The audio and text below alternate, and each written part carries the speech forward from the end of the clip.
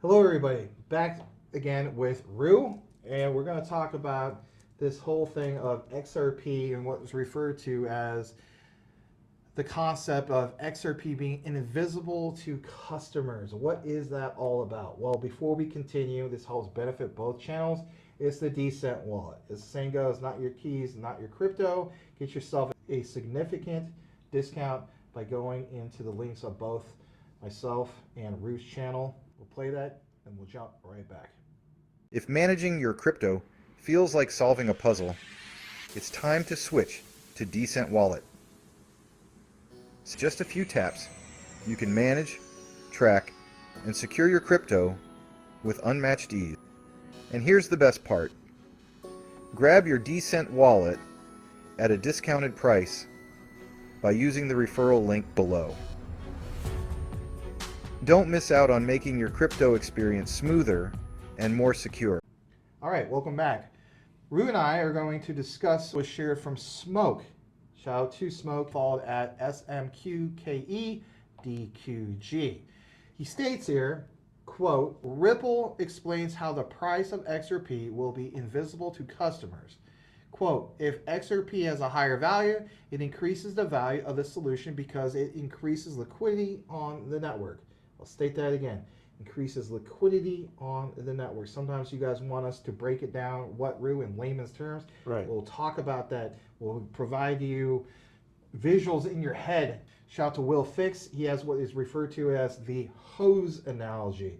I think that analogy will really be pounded home in this particular outline.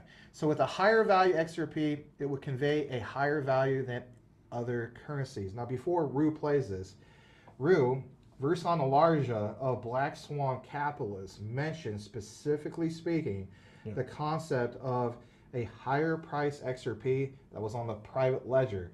I don't know if this is the exact quote he mentioned, but it was something like he's seen that, and some people said, well, that's debatable. Why would it be a different price than what's on the public ledger?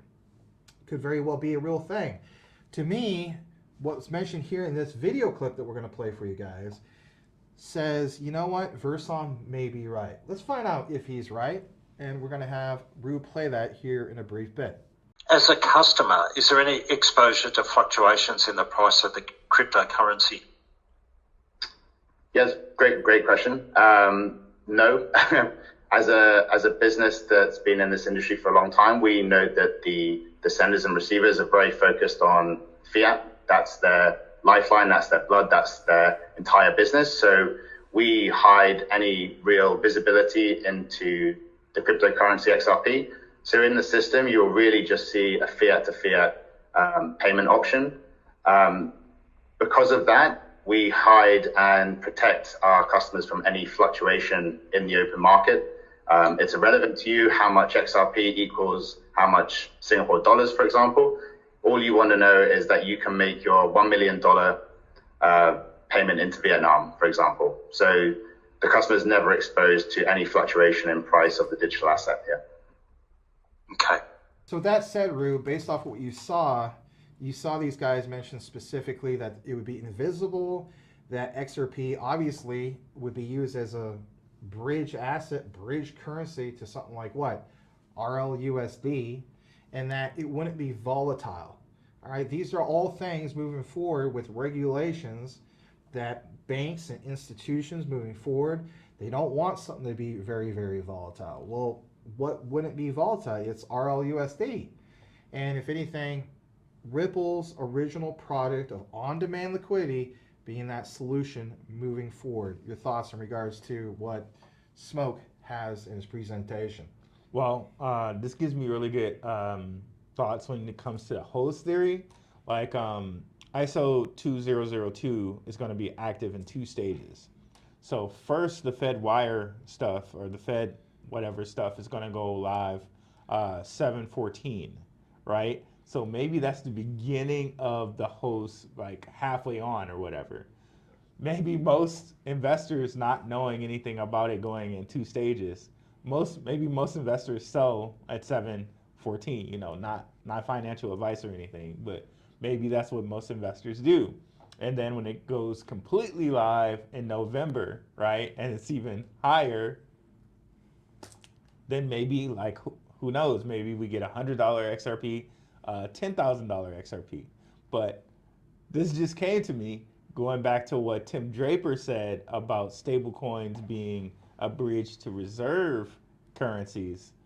That maybe that's why Ripple chose to say, hey, let's create our own stablecoin so that XRP can be more of a reserve asset, kind of in a gold or a Bitcoin, if you will.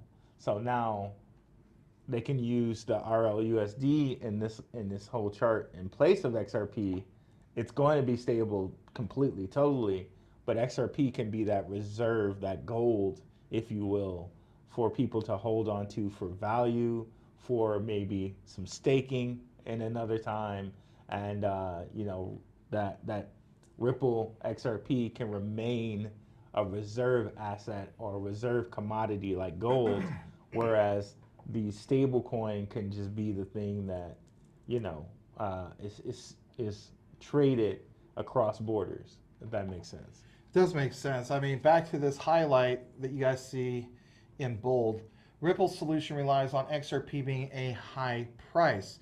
And of course, we just play that clip for you guys. So back to the hose analogy, we have a lot of time to explain it to you guys. So we're just gonna go into a little bit more about this. So again, shout out to Will Fix. He mentioned numerous times on his channel the hose thesis analogy and so on. So literally, I mean, come on, you picture garden hoses.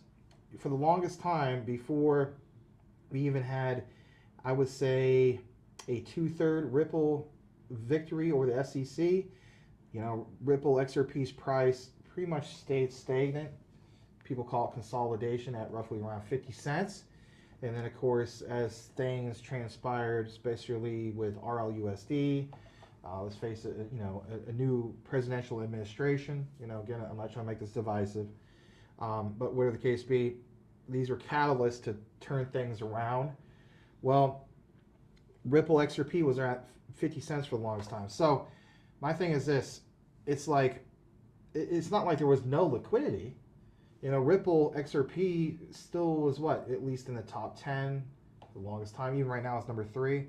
So at that 50 cent range, Rue, the way I look at it, it's like you're turning on, a garden hose, and you want to water the grass, or you want to water, trees, or just anything that's in that garden, or wherever the case be. It doesn't even have to be a garden. Just water something, a tree, it don't matter. But you're just turning that faucet on, get a little trickle. Well, no pun intended. I mean, even with Ripple XRP, you have what is referred to as drops. I always looked at it from the perspective of these are like 50-cent drops. All right, they turned it up a little bit more. Now you see Ripple XRP at roughly consistently $2.30. Yeah. Okay, so we're going to show you an example here. So the year is 2017 was an absurd one for Ripple XRP. As shown here, it increased tens of thousands of percentages.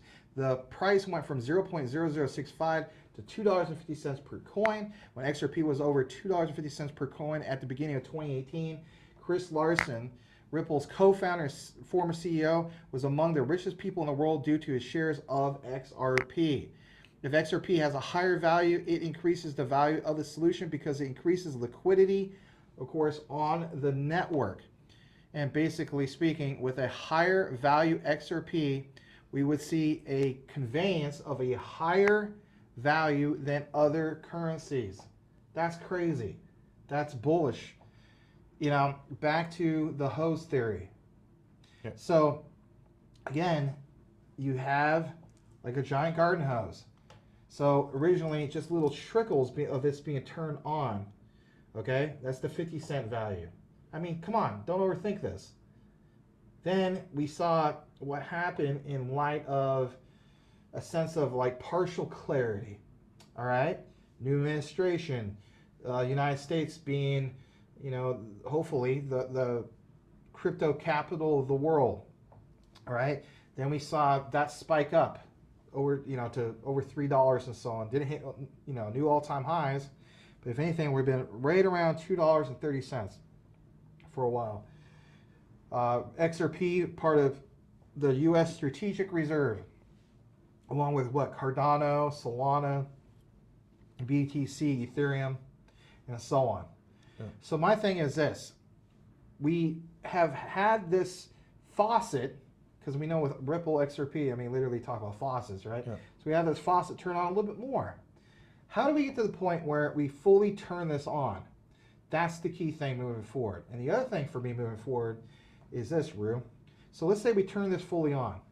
Well, then we have a constant flow of water going through these hoses. Well, how about this? The utility of Ripple XRP has never been fully utilized. Yep. All right.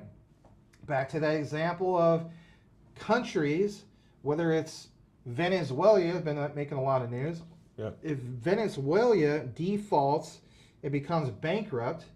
Well, moving forward, you know, some countries might not want to give them a loan, but moving forward, maybe they would now, especially when regulations are passed, because instead of another country taking on that debt, kind of like what the United States did back in the last recession, taking on more debt and bailing out the banks and so on, they say, look, there's another solution. This is just an example, everybody. There's Ripple XRP. One of their main products and selling points is on-demand liquidity. So you take on some of that debt with this solution. Yep. But it's not a one-time solution. You know, it's kind of like you go to a fast food chain and you get a refill on your drink, free refills. I kind of look at Ripple XRP in that same light. It's providing somebody a solution that, you know, they want that refill, but it's not like, hey, we're going to charge you 50 cents, $1 once, and then that's it, you're good. U.S. government basically did that concept. Took on trillions and trillions more in debt as a one-time solution. That's not, you know, that's on demand for that company to have a solution, but it puts the country more in debt. Moving forward, countries don't want that. Ripple provides a solution with on-demand liquidity, so now we have more money flowing. All right, back to that hose analysis. All right, so literally picture that hose. Again, shout out to Will Fix. I think he's spot on with this. So what happens when it flows fully, turning on that faucet? Now you have all this liquidity coming into these hoses. What happens when, for example, you have Venezuela says, all right, it's going to be, you know, I always use Korea, but let's say it was Japan. Japan provides the whole thing of the loan, but they say we're going to activate Ripple. How much do you need? We need $10 trillion. Well, before with Swift, with the MT messaging system, Swift doesn't do the transaction as far as taking on that debt, but it's the order book, okay? So then that order gets placed. You really think that the same flow through that hose is going to be the same? No. A huge swell happens in that hose. The hose gets huge. Well, wouldn't that create tremendous price fluctuation? 100%. Increase in price. Your thoughts in regards to that? Okay, got some thoughts in regards to that. Just, I want to say one thing, just one correction, because I know people are going to get antsy about it. Trump did not have any other cryptos other than Bitcoin in the strategic reserve, but he did leave the door open for that. I know originally he said he was, but he didn't, and a lot of people were upset about that, but the door is open for that later. So, yeah, I agree with everything you're saying there. And I think, like, again, like when 7/14 happens, maybe we get half of that hose because Fed Now portion or the Fed Wire portion of ISO 2002 is live. And then come the 11th or November 22nd of 2025, we get the full hose. But on top of that, we're also getting these XRP ETFs, these XRP trusts, these XRP futures. So there's so much coming as far as like putting a strain or a demand on XRP's token demand. So, you know, if all these things are active along with, and mind you now, they're already in places like Liechtenstein, a French island called Jersey, and Switzerland. They're already ETFs, foreign ETFs or XRP.